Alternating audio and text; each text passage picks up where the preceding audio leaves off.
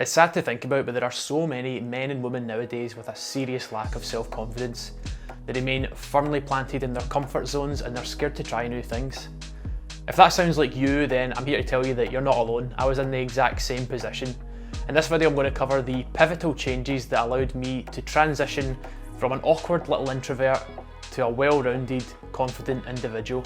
I'll also be covering things that will destroy your confidence so that you can avoid them, and then some quick tips to turn your nervousness into confidence. This is me as a kid. An awkward little introvert who was extremely shy and hated change. I was always friendly and got on with everyone I met, but tended to hide away in my comfort zone and refused to do anything that made me uncomfortable. As I got older, I noticed I had this real lack of self-confidence. I was always doubting whether I was capable of doing what I wanted. This trend continued into my teens. I even chose subjects in school that my friends were doing rather than really thinking about the ones that would bring me the most happiness. As a result, I grew up somewhat pessimistic, was always blaming others for my problems and felt like the world owed me something and that I deserved more without actually putting the effort to get what I wanted. Now you may be thinking, Thomas, can you please stop describing me? And to that I say, you're in the right place, my friend. We're now going to cover the changes that I implemented to allow myself to become much more confident. One of the most pivotal changes that I've implemented into my life is going to the gym.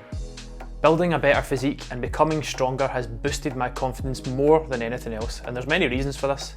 The first, you're overcoming challenges. Lifting weights is hard. You're breaking your muscles down in order to rebuild a stronger, more robust frame. The second, smashing workouts when you cannot be bothered. The friction is so much harder in the beginning, but forcing yourself to work out when you don't want to builds discipline. You also have to learn how to motivate yourself. Small wins lead to larger wins. Keeping track of your progress lets you reflect on how far you've came, and you can look back on your journey and see how far you've came, and this reinforces your self-confidence. On top of all these benefits, obviously your body changes as well. You'll lose body fat, you'll put on more muscle, allowing you to feel much more confident in your own skin. I'm currently on a 12-week fitness journey at the moment where I'm trying to get into the best shape possible. I just released the first part of that series on the channel, so you should definitely give that a watch after this video if you want to learn more about pushing yourself to the limits. The next thing you can do to improve your confidence is to set realistic goals and achieve them. Your confidence is built from believing in yourself and knowing that you're capable of handling whatever's thrown your way. Setting goals and achieving them teaches your brain that you're capable of handling yourself. These small wins begin to compound and you can set more challenging goals in the future. Another thing that boosted my confidence that you might find unusual is I started working in retail and got exposed to many different people. I firmly believe that everyone should have to work a job that involves serving others at some point in their life. You get a newfound appreciation for retail workers, waitresses, bar staff if you've done it yourself. As an introvert, it can be exhausting being around a lot of people for extended periods of time, and quite often it can be intimidating meeting new folk, but it makes a huge change to your overall confidence. Another thing you can do to boost your confidence is to fling yourself into challenges. Start before you're ready and do not be afraid to fail. Remember that your failures do not define whether or not you're a loser.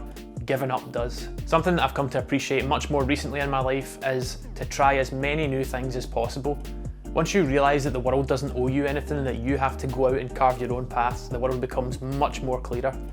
This became apparent to me about 6 years ago now, I think, when Alex and I were planning to go to Australia.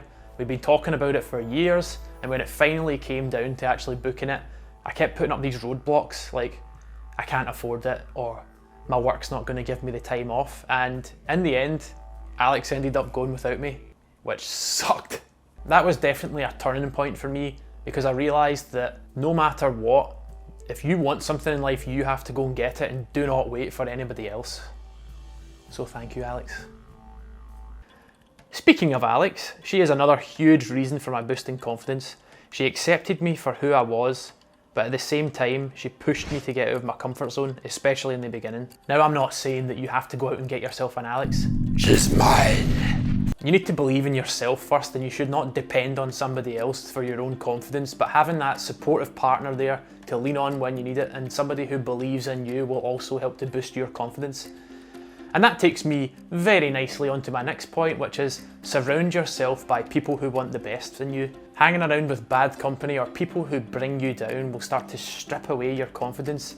and it will leave you with nothing. You'll end up becoming just like those folk. Another thing you can do is pay more respect to the choice of clothing that you wear. If you wear clothes that fit you properly and look smart, not only does it make you feel more confident, but other people start to notice as well. If you know that you look good in an outfit and you get other folk who are confirming that as well, then you feel bulletproof. You're walking about with a shirt on, nice jeans, some smart shoes, and you start to get compliments, you feel on top of the world. So dress smartly, not like me now. So now we've covered methods to boost your confidence, it's time to cover the methods you want to avoid, methods that will destroy your confidence if you leave them. The first is the victim mentality. Now typically this means that you start to blame other people for things that happen to you, but the reason it's so destructive to your confidence is the fact that when you're playing this victim mentality, you absolve yourself of any responsibility. Someone who is truly confident in themselves accepts responsibility and seeks out opportunities to take on responsibility, whereas the victim deflects it. The next thing that will destroy your confidence, and we are all guilty of it, is comparing yourself to other people on social media. Comparison is a confidence killer. It's no secret that social media has heightened the amount of time we spend comparing ourselves to others. When you're constantly flooded with the highlights of other people, it reinforces feelings of not being worthy, not being enough, and the pit of dread that you should be doing more. Why can't I be as shredded as him? Why don't I have that girl? I should earn more money. These are all thoughts that will shred your confidence. If you do feel this way, I would definitely recommend you watch my social media detox video where I deleted all social media for 60 days. It was incredible. The next thing that will destroy your confidence is becoming stagnant. If you remain in your comfort zone and you never expand your horizons, then your confidence is never going to grow. If you never try new things, then you're stunting your growth and you'll find it much harder to become confident in your ability to handle change. Do you want to be somebody who at the very end of their life looks back on it and regrets all the things they didn't do? Or do you want to be somebody who gets to the end of their life and looks back and goes, yeah, I did all right? The last major confidence killer is not having a direction. If you're floating through life aimlessly, you don't have a purpose, you don't know where you're going, then your confidence is going to be shot, and rightly so. This was certainly a huge problem for me, and I know it's something that a lot of people struggle with. You need to find out what makes you tick and you need to go after it relentlessly. The best advice I can give you for finding out what it is that you want to do is just to try as many new things as possible. Get as much experience as you can, and you will quickly sift through all the things that you don't enjoy, and that will help navigate you towards what you do. So we have covered some ways to boost your confidence. We've also covered the things you want to avoid. And now I would like to give you some little quick tips that you can use to turn your nervousness into confidence. Now, if you're anything like me, the thought of doing an interview or a presentation gets your nerves going. But the biggest thing for me I've noticed is I get horrible phone anxiety. If I'm about to phone somebody I don't know, phone an insurance company, whatever, my heart rate starts to get elevated.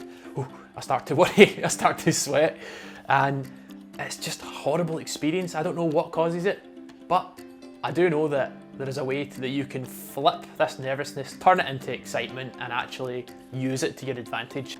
So it turns out that nervousness and excitement are actually two very closely knit things, and physiologically they are very similar in your body. Your heart rate gets elevated, you start to sweat, you might get fidgety, but they both feel the exact same way. I remember listening to a podcast, and I cannot for the life of me remember who the person was talking about, but they were talking about an athlete, and this athlete was interviewed before a race. I think it was an Olympian, and they said, so do you get nervous before you start the race?